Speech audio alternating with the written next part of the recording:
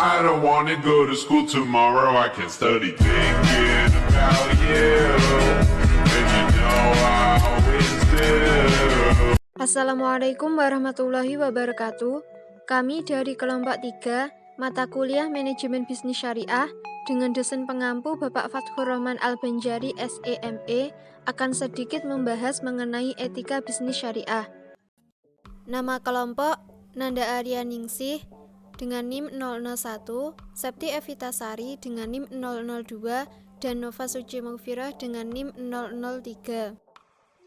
Pengertian etika dan istilah terkait etika bisnis syariah. Etika berasal dari bahasa Yunani ethos, yang berarti adat kebiasaan, yang merupakan bagian dari filsafat. Menurut Webster Dictionary, etika adalah ilmu tentang tingkah laku manusia, prinsip-prinsip yang disistematisir tentang tindakan moral yang benar. Etika adalah satu studi mengenai perbuatan yang salah dan benar, dan pilihan moral yang dilakukan oleh seseorang. Keputusan etik adalah satu hal yang benar mengenal perilaku standar. Etika bisnis kadang-kadang disebut pula dengan etika manajemen. Etika bisnis adalah penerapan standar moral ke dalam kegiatan bisnis.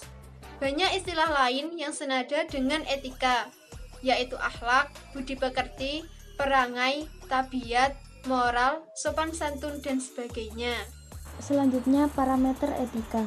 Parameter etika ekonomi bisnis syariah mengacu pada dua domain, yaitu domain hukum syariah yang terkait dengan benar salah dan domain etik akhlak adab yang terkait dengan baik buruk.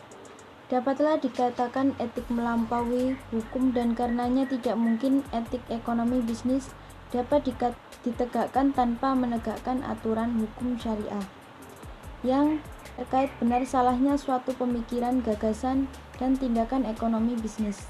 Baik, di sini saya akan menjelaskan beberapa ajaran terkait etika ekonomi bisnis. Yang pertama, etika bersifat memberdayakan, menolong atau memberi manfaat kepada orang lain, kesadaran tentang signifikansi sosial kegiatan bisnis. Pelaku bisnis menurut Islam tidak hanya sekedar mengejar keuntungan sebanyak-banyaknya, sebagaimana yang diajarkan Bapak Ekonomi Kapitalis Adam Smith, tetapi juga berorientasi kepada sikap ta'awun atau menolong orang lain sebagai implikasi sosial kegiatan bisnis. Para duafa yang masih tergolong muda atau usia produktif bisa dibantu secara produktif, yaitu diberdayakan.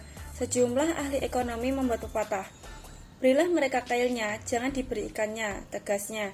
Berbisnis bukan mencari untung material semata, tetapi didasari kesadaran memberi kemudahan bagi orang lain dengan menjual barang.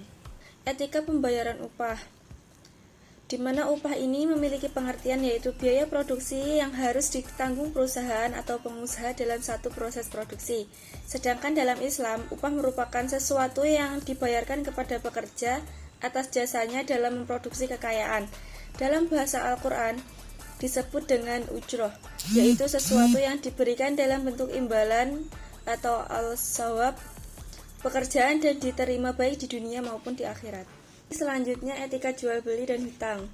Etika dalam jual beli menurut Mustaq Ahmad, etika Islam dalam jual beli diterapkan dengan mengacu pada 3 kerangka pokok, yakni kebebasan berekonomi, keadilan, dan perilaku yang diperintahkan dan dipuji.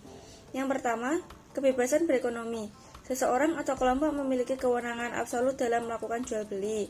Yang kedua, keadilan dalam jual beli. Kita diharuskan untuk adil kepada semua karena ini termasuk inti dari ajaran Islam. Dan yang ketiga, perilaku yang diperintahkan dan dipuji, yang mana etika bisnis dalam kaitan dengan perilaku penjualan dan pembelian berlaku jujur dan amanah. Etika berutang.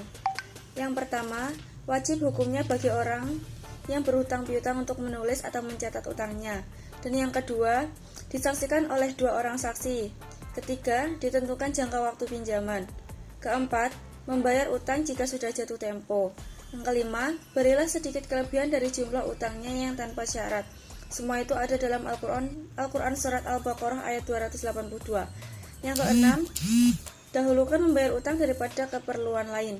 Yang ketujuh, takutlah akan ancaman Allah SWT jika utang tidak dipilih. Yang terakhir, yaitu jujur dalam pemasaran. Rasulullah Shallallahu Alaihi Wasallam sangat banyak memberikan petunjuk mengenai etika bisnis. Di antaranya ialah prinsip kejujuran. Dalam doktrin Islam, kejujuran merupakan syarat paling mendasar dalam kegiatan bisnis. Rasulullah sangat intens menganjurkan kejujuran dalam aktivitas bisnis. Dalam hal ini, beliau bersabda, tidak dibenarkan seorang muslim menjual satu jualan yang mempunyai aib, kecuali ia menjelaskan aibnya. Hadis riwayat Al-Ghazwani. Siapa yang menipu kami, maka dia bukan kelompok kami. Hadis riwayat Muslim. Rasulullah sendiri selalu bersikap jujur dalam berbisnis. Beliau melarang para pedagang meletakkan barang busuk di sebelah bawah dan barang baru di bagian atas. Sekian penjelasan dari kami. Apabila ada kurang lebihnya, kami mohon maaf. Dan semoga apa yang kami sampaikan ini menjadi ilmu yang bermanfaat bagi kita semua.